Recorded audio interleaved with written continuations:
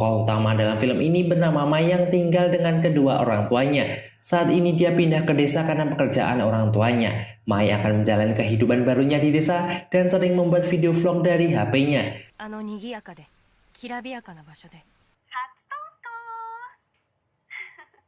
Dengan rasa percaya diri, dia mulai masuk ke sekolah barunya. Mai lalu menemui wali kelasnya. Dan saat ini juga, Mai akan dibantu oleh teman barunya yang bernama Shino.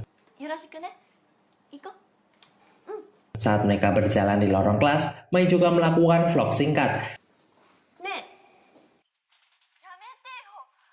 Dan saat berkenalan di kelasnya, semua teman kelasnya memiliki circle yang berbeda-beda. Bahkan jam istirahat, Mai sedikit canggung dengan semuanya. Tiba-tiba ada wanita berambut kuning yang mendekatinya. Dia bernama Yuria. Yuria memiliki geng yang beranggotakan 4 orang dan dia adalah pemimpinnya. Mai memuji rambutnya dan membuatnya senang.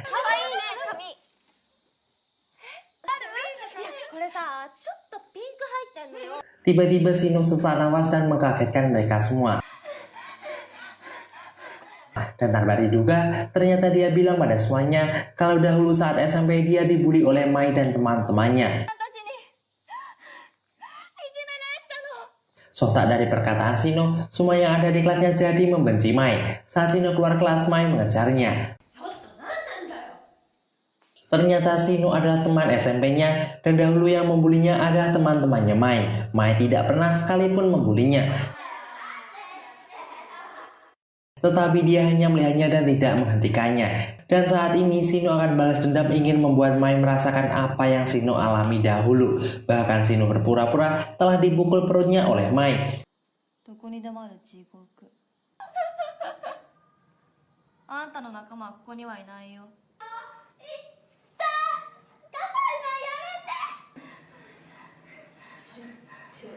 Dari fitnah ini, Mai benar-benar tidak memiliki teman sama sekali. Saat Mai memasuki kelas lagi, ada siswa yang beberapa hari tidak masuk kelas. Dia bernama Shizuka. Shizuka orang yang selalu belak-belakan ketika berbicara. Bahkan Shizuka langsung menyiramkan air kepada Mai karena ketidaksukaannya.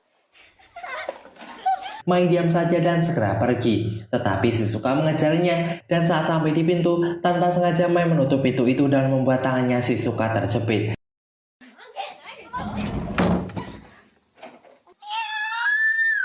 Laki-laki Shino berteriak dan mengatakan kalau dahulu Shino juga pernah dijepit tangannya oleh Mai. Fitnah memang lebih kejam daripada pembunuhan. Alhasil semua orang di kelasnya benar-benar membuli Mai. Sekarang Mai mengeringkan rambutnya dan dia tidak sekalipun melaporkan kejadian ini pada wali kelasnya. Mai juga tidak pernah menceritakan kejadian ini pada ibunya. Hari berikutnya, mejanya Mai penuh dengan coretan dan juga dipenuhi dengan sampah. Tentu saja yang melakukan ini adalah Yuria dan gengnya. Mai lalu merekam kejadian yang baru saja terjadi dan membalas perlakuan Yuria.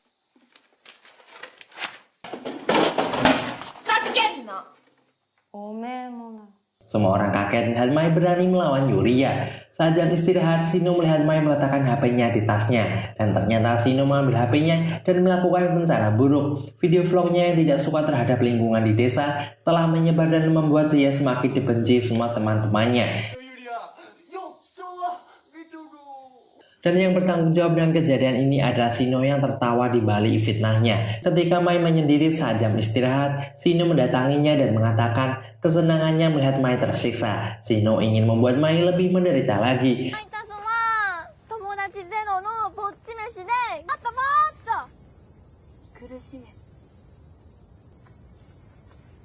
Lagi dan lagi Yuria, Shizuka dan gengnya kembali membuli Mai di dalam toilet. Shino tertawa melihat Mai menderita. Di balik sifat jahatnya Shino, dia memiliki sebuah penyakit, seperti penyakit asma. Dia mengkonsumsi banyak sekali obat. Ternyata bulian sewaktu Shino masih SMP membuatnya trauma. Sehingga saat ini, Shino ingin melampiaskan kebenciannya kepada Mai. Dan saat pelajaran seni, Mai dicoret wajahnya dengan cat.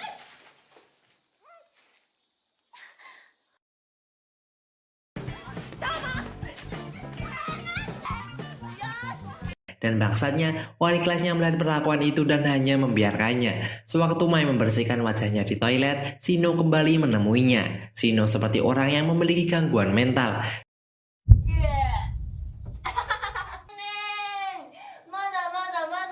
地獄の入り口にも到着してません。 Di hari berikutnya ada kegiatan seni untuk setiap kelas. Semua siswa akan memakai kostum masing-masing. Mai telah disiapkan kostum yang isinya ada cacing tanah. Karena sangat kesal, Mai melempar boneka yang selalu dibawa oleh Shizuka. Yuria yang melihat itu sangat marah. Mereka mencari keberadaan Mai di seluruh ruangan. Ternyata Mai pergi ke gudang dan beristirahat di sana. Dan tak berselang lama, Yuria dan gengnya menemukan Mai. Mereka mengunci Mai di dalam gudang itu dan meninggalkannya. Shino yang melihatnya tersenyum bahagia. Dan yang paling parah, ada seorang guru laki-laki yang mengetahui pembulian itu. Tetapi dia hanya diam saja tak melakukan apapun. Setelah beberapa jam berlalu, Mai saat ini kebelet pipis. Ketika Yuria dan gengnya membuka pintunya, Mai sudah tak tahan lagi dan kencing di sana.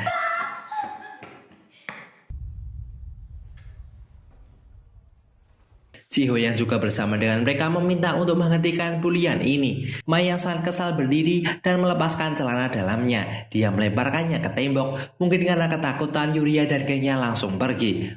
Lalu seorang laki-laki datang memberikan celana untuk Mai gunakan sementara waktu. Ternyata wali kelasnya Mai mendapatkan pesan ada pembulian di kelasnya. Dari kejadian pelepasan celana dalam, semua siswa di kelasnya terus membicarakan soal Mai. Mai akhirnya tidak masuk ke sekolah untuk beberapa hari.